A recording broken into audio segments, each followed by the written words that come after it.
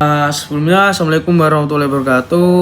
Perkenalkan, nama saya Ibram Yofian dengan NIM 30102024000022. Saya dari angkatan 2024 FK Unisula. Di sini saya akan melakukan dari sholat subuh dan juga akan mengedukasi tentang tayamum dan juga mengedukasi gimana caranya sholat bagi orang sakit. Bismillahirrahmanirrahim. Sholli fardul subhirrah ataini mustaqbal berarti ada alillahi ta'ala. Allahu akbar kabira alhamdulillah kasira wa subhanallahi wa wasila inni wajhatu wajhiya lilladzi fatara samawati wal arda hanifa muslima wa ana minal musyrikin inna sholati wa nusuki wa mahyaya wa mamati lillahi rabbil alamin la syarika lahu wa bidzalika umirtu wa ana minal muslimin. Bismillahirrahmanirrahim.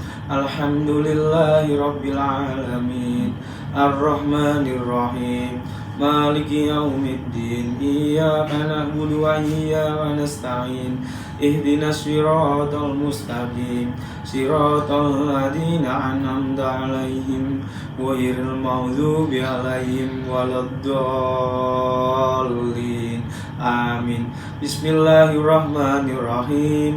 Inna a'tainakal kautsar fasholli lirabbika wanhar inna saniyaka wal abtar. Allahu akbar. Subhana rabbiyal azimi wa bihamdi subhana rabbiyal azimi wa bihamdi subhana rabbiyal azimi wa bihamdi. Sami Allahu liman hamidah. Rabbana lakal hamdu milus sama wa milu masid kami sayin ba'du. Allahu akbar. Subhana rabbiyal a'la wa bihamdi subhana rabbiyal a'la wa bihamdi subhana rabbiyal a'la wa bihamdi.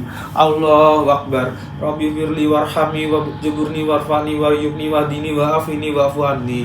Allahu akbar. Subhana rabbiyal a'la wa bihamdi subhana rabbiyal a'la wa bihamdi subhana rabbiyal a'la wa bihamdi. Allahu akbar.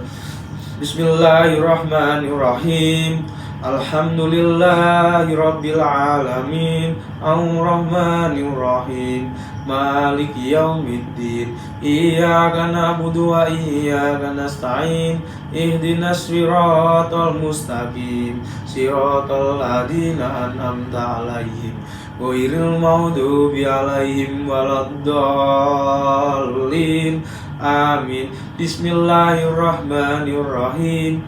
Qul huwallahu ahad Allahus samad lam yalid wa lam yulad wa lam yakul lahu kufuwan ahad. Allahu akbar. Subhana rabbiyal azimi wa bihamdi subhana rabbiyal azimi wa bihamdi subhana rabbiyal azimi wa bihamdi.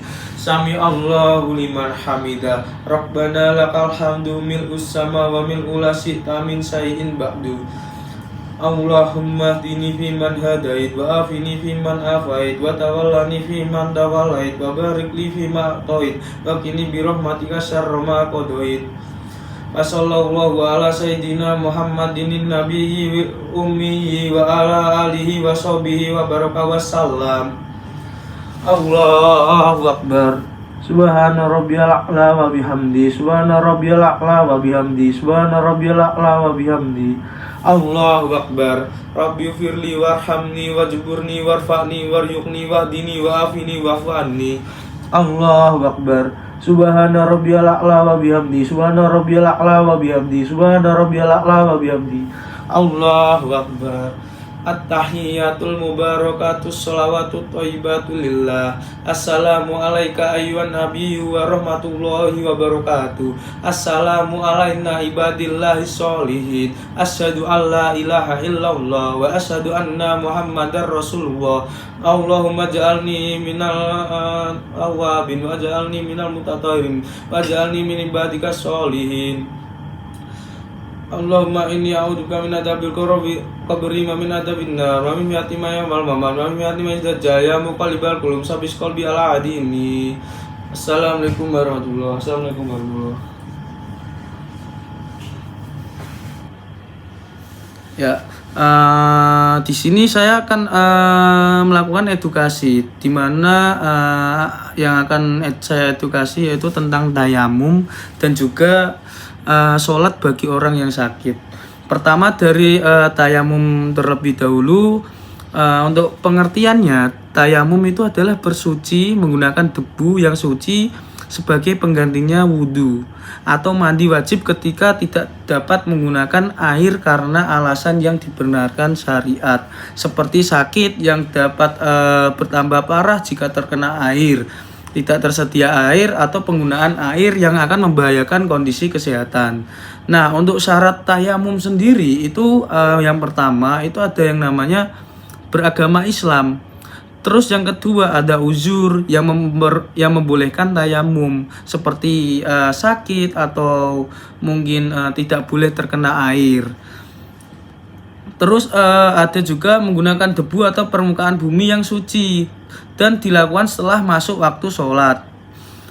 Untuk tata cara tayamum, pertama dari niat tayamum, terus yang kedua itu menepukkan kedua telapak tangan pada debu misal yang suci, lalu mengibaskan debu jika berlebihan, lalu mengusap ke seluruh wajah.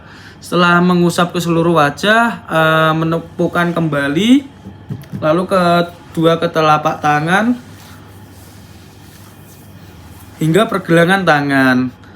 Setelah itu hal-hal yang membatalkan tayamum, pertama ada segala hal yang membatalkan wudhu, sama halnya terus hilangnya uzur, misalnya sudah mampu menggunakan air, itu tayamum akan batal. Lalu sudah menemukannya air sebelum melaksanakan sholat bagi yang bertayamum.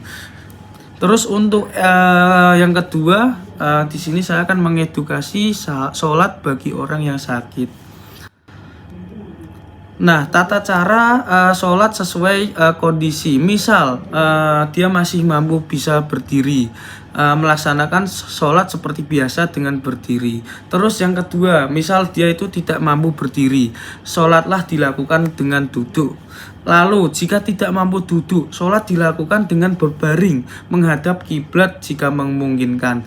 Jika tidak mampu bergerak, sholat dilakukan dengan isyarat kepala. Jika tidak mampu, dapat menggunakan isyarat mata atau menghadirkan gerakan sholat dalam hati sesuai kemampuan.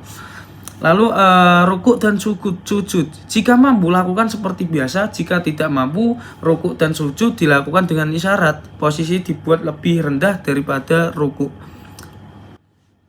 Nah, dari pesan dan penutup, sakit bukan alasan untuk meninggalkan sholat. Islam memberikan berbagai kemudahan agar setiap muslim tetap dapat beribadah sesuai kemampuannya.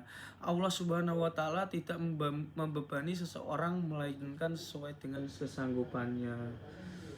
Wallahu alam. Terima kasih edukasi dari saya. Sekian, terima kasih. Apabila ada kesalahan, saya meminta maaf sebesar-besarnya. Wabillahi taufik wal hidayah. Wassalamualaikum warahmatullahi wabarakatuh. Terima kasih.